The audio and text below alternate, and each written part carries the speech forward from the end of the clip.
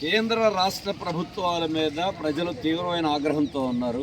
అన్ని వర్గాల ప్రజలు కూడా అటు మోడీ గారైనా జగన్ గారి పరిపాలనలో వాళ్ళందరూ దెబ్బతిన్నారు.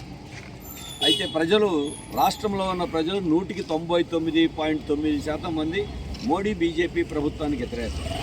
దురదృష్టం ఏంటంటే జనం వ్యతిరేకం, ప్రధానమైన పార్టీలు మాత్రం మోడీకి అనుకూలం. దీన్ని అందుకనే రాష్ట్ర ప్రజల 99% ప్రజల యొక్క మనోభిప్రాయాలను వ్యక్తం చేసే రీతిలో మేము పోటీ చేస్తూ ఉన్నాం. కేంద్రంలో మోడీ బీజేపీ ప్రభుత్వం గద్దె దిగాలి, ఆంధ్రప్రదేశ్లో జగన్ వైసీపీ ప్రభుత్వం గద్దె దిగాలి. మోడీతో జతగట్టినటువంటి తెలుగుదేశం ఈ రాష్ట్రాన్ని మోడీ మాట వినాల్సింది తప్ప రాష్ట్రాన్ని అభివృద్ధి చేసే అవకాశం లేదు. అందుకే ఇండియా వేదిక తరపున కాంగ్రెస్, కమ్యూనిస్టులు, ఆమ్ ఆద్మీ పార్టీ, ఇతర అన్ని పార్టీలకు సంబంధించిన కలిపి పోటీ చేస్తూ ఉన్నాం విజయవాడ సెంటర్ నుంచి. దాంతోపాటుగా విజయవాడ గత అనేక దశాబ్దాల నుండి నిర్లక్ష్యానికి గురవుతూ ఉంది. పేరు మాత్రం గొప్ప, కానీ పనులు మాత్రం కనీసం ఒక బైపాస్ రోడ్ లేదు. ఇవాళ పశ్చిమ బైపాస్ అని స్టార్ట్ చేసి 14 ఏళ్ళు అయ్యింది. అది ఎప్పుడు పూర్తవుతుందో తెలియదు. తూర్పు బైపాస్ ఊసే లేదు. ఒక్క సరైన ఫ్లైఓవర్ బ్రిడ్జి లేదు. కట్టిన ఫ్లైఓవర్ బెంచ్ సర్కిల్ దగ్గర దేనికి ఉపయోగపడే రీతిలో లేదు. సెంట్రల్ నియోజకవర్గంలో గుణదల్లో ఫ్లైఓవర్ బ్రిడ్జి 15 ఏళ్ల నుంచి మొండి గోడలతో మిగిలిపోయింది. ఒక్క ఫ్లైఓవర్ పూర్తి చేయలేరు.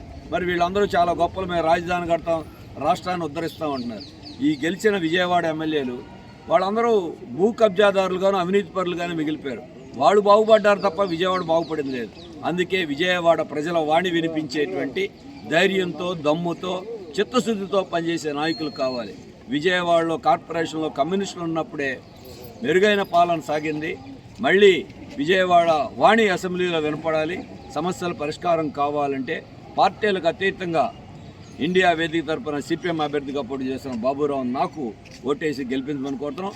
ప్రజలు అదేవిధంగా స్పందిస్తున్నారు. అన్ని తరగతుల వాళ్ళ అభిప్రాయాలు ఎలా ఉన్నా సరే విజయవాడలో సెంట్రల్ నియోజకవర్గంలో కమ్యూనిస్టులు ఉండాలి అనేటువంటి ఒక భావనతో పార్టీలకు అతీతంగా ఆలోచిస్తున్నారు. తప్పనిసరిగా కిందటిసారే 30,000 ఓట్లు పైగా పొందాం. ఈసారి విజయం మాదనే నమ్మకం ప్రజల్లోకి వెళ్ళిన తర్వాత వస్తూ ఉంది. ఇదే రకమైనటువంటి ప్రజల మద్దతుతో రాబోయే కాలంలో మరింత ప్రచారాన్ని ఉధృతం చేస్తున్నాం. కింది స్థాయిలో ఇంటింటికి తిరిగి మా కార్యకర్తలు ప్రజలను కలుసుకున్నారు. కార్మికులు, ఉద్యోగులకు అండగా నిలబడ్డాం.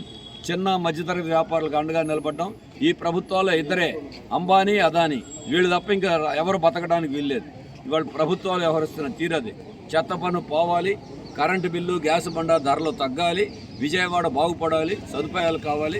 విజయవాడలో 10 మందికి ఉపాధి చూపించే ఒక్క సంస్థ లేదు, ఒక పరిశ్రమ లేదు, ఏ రకమైనటువంటి ఒక విద్యా సంస్థ లేదు.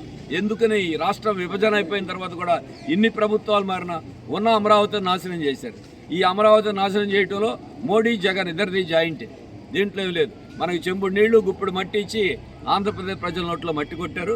వీటిని నిలదీయాలన్నా, సాధించాలన్నా కమ్యూనిస్టులు, సిపిఎం అసెంబ్లీలో ఉండాలి. అందరికీ మద్దతునివ్వాలని చెప్పేసి కోరుతున్నాం.